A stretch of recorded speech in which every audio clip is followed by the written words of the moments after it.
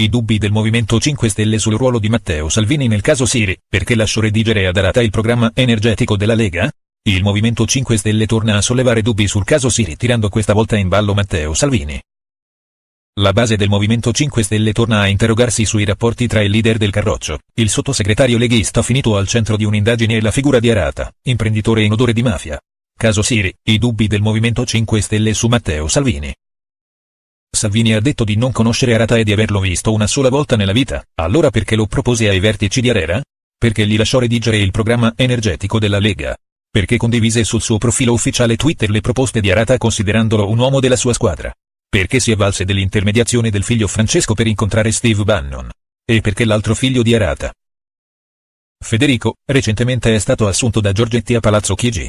Qualcosa non torna, non capiamo quali siano i reali rapporti tra Arata, Salvini e la Lega, sono i dubbi del Movimento 5 Stelle riportati da Iad Cronos.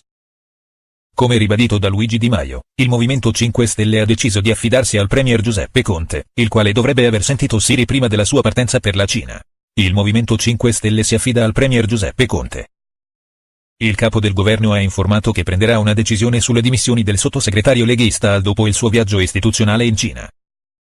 La decisione del premier Conte dovrebbe essere comunicata tra lunedì e martedì, ossia tra il ritorno dalla Cina e il Consiglio dei Ministri, in cui il premier e i vicepremier torneranno a confrontarsi in un nuovo attesissimo faccia a faccia.